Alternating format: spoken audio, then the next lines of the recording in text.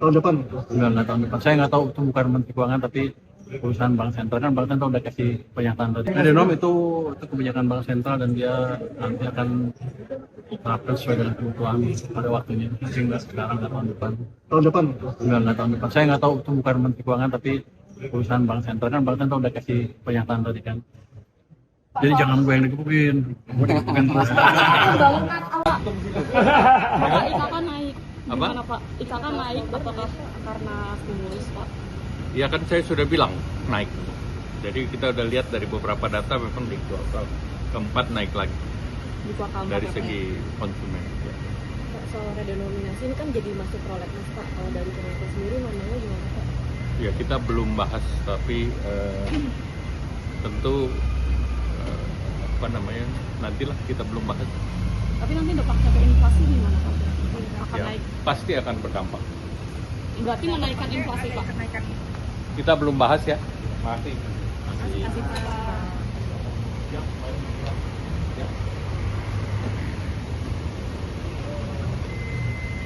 Pak Doni, buat Pak kayak investasi apa revitalisasi kota tua gitu terus apa waras sumber waras itu sejauh ini gimana sih Pak? Oh, saya belum tahu. Pak soal merger Goto sama Grab katanya melibatkan Danantara itu juga udah ada pembahasan belum Pak? Coba nanti ditanya sama Pak Pandu ya, karena kan investasi di tempat Pak Pandu ya. Oh tapi itu mungkin nggak sih Pak? Makanya tadi coba tanya Pak Pandu, saya lebih banyak ngurusin restrukturisasi BUMN kan. Kayak investasi silakan nanti ditanya, pasti ada kajiannya dan lain sebagainya. Gitu.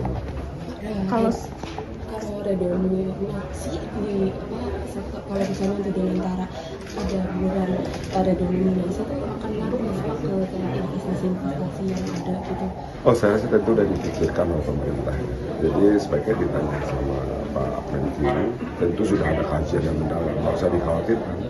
Semua pasti yang dilakukan oleh pemerintah pasti yang terbaik, nggak mungkin melakukan sesuatu yang tidak terbaik untuk masyarakat. Berarti dari Danantara nggak akan khawatir Pak? Oh enggak, sama sekali enggak, karena buat kita apapun yang dilakukan oleh pemerintah itu pasti sesuatu yang baik dan sudah dipikirkan, jadi tidak mungkin mengambil satu kebijakan tanpa dipikirkan dan mendalam, jadi semuanya pasti sudah dipikirkan.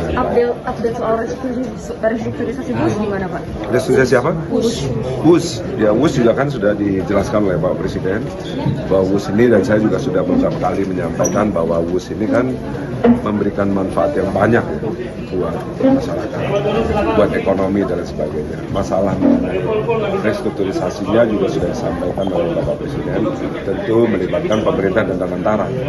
Nah, ini juga solusi terbaik, tentunya mana yang porsinya Danantara tentu akan dilakukan oleh Danantara, terutama sekali berkaitan dengan operasional daripada bus, dan juga ada porsinya pemerintah tentu saja yang berkaitan dengan infrastruktur. Jadi ini sudah disampaikan juga oleh Bapak Presiden ya. Nah, ini satu hal yang positif tentunya, bahwa kemudian layanan kereta api ini dan terutama sekali bus ini kan memberikan manfaat yang banyak ya, terutama sekali buat perekonomian kita dan juga buat angkutan massal. Opsinya tadi yang disampaikan, yang sudah disampaikan oleh Bapak Presiden, yang untuk operasional tentu akan menjadi kewajiban Danantara karena operasionalnya kan Danantara ya. Jadi kami bertanggung jawab terhadap operasional kepada WUS supaya bagaimana WUS lebih optimal lagi, memberikan layanan lebih baik lagi, dan tentu saja mudah-mudahan kedepannya membawa penumpang lebih banyak lagi. Ya, Pak, soal pembangunan peternakan ayam tahun depan seperti apa pasti yang ada di Danantara? Ini juga akan tadi sudah akan dikaji, nanti tentu akan ada juga SKB yang akan dikeluarkan oleh Menteri untuk penugasan bagaimana kemudian kita membangun ini kan terutama sekali untuk ketahanan pangan ya. Dan apalagi dengan MBG kita membutuhkan banyak protein ya. Nah, karena itu pemerintah juga berupaya untuk bagaimana kita swasembada dengan protein-protein ini. Dan tentu saya sebagai korporasi akan mengkaji dengan baik dan akan melaksanakan ini sesuai dengan kaidah korporasi yang baik. Dimulai kapan Pak? Ini sedang dikaji ya, mungkin segera. Infrastrukturnya apa aja Pak? Ini sedang kita kaji ya. Oke, terima kasih. Iya Pak. Terima kasih ya. Pertama, saya melihat bahwa seharusnya narasi ini lebih tepat disampaikan oleh otoritas moneter ketimbang otoritas fiskal. Meskipun satu sisi sebenarnya Kemenq dalam hal ini mewakili pemerintah itu bisa mengusulkan kepada parlemen terkait pembuatan undang-undang redenominasi rupiah. Nah, kalau kita lihat sebenarnya di PMK yang terdahulu itu juga dimasukkan, namun hingga saat ini belum dibahas dan belum disetujui. Nah, saya rasa sebenarnya Bank Indonesia harus berbicara kepada DPR untuk menjadi pengusul undang-undang dari redenominasi rupiah ini, dan BI menjadi lead dalam isu redenominasi rupiah karena memang berperan aktif dalam bidang moneter. Nah, pada tahun 2013 itu sudah diajukan oleh pemerintah, namun hingga saat ini tidak disetujui, bahkan sempat masuk dalam prolegnas, tapi hingga saat ini belum ada undang-undang yang sah terkait dengan redenominasi rupiah. Kedua, memang kita harus mempertimbangkan baik-baik kondisi ekonomi dan keuangan negara dan masyarakat. Karena kalau kita lihat dalam ekonomi sekarang ini, nampaknya masih tidak diperlukan redenominasi rupiah. Ada biaya redenominasi yang tinggi, di mana itu harus ditanggung oleh negara dan swasta. Swasta akan menanggung biaya untuk penyesuaian sistem kerja dan sebagainya. Ada biaya yang tidak sedikit, bahkan bisa mencapai ratusan miliar yang ditanggung oleh ekonomi kita, baik sektor publik maupun sektor swasta. Nah, yang ketiga adalah ada risiko redenominasi ini gagal dalam yang bisa menyebabkan inflasi.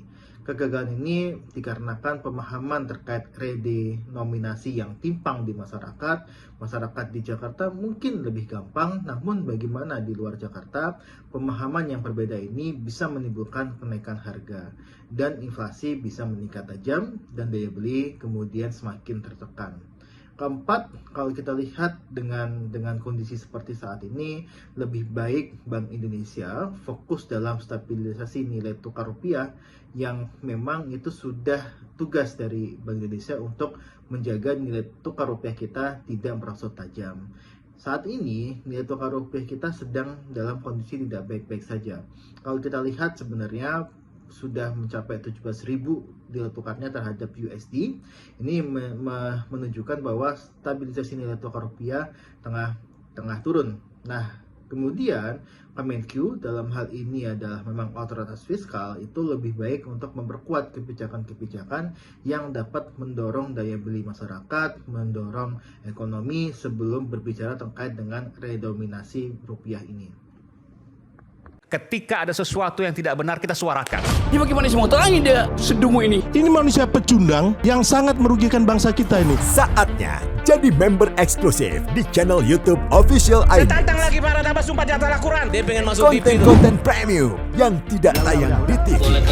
Live interaction. Halo pemirsa ID, sini baru selesai. Emoji dan badge spesial. Reakses konten pilihan. Klik YouTube Official iNews. Join member hanya Rp10.000 per bulan.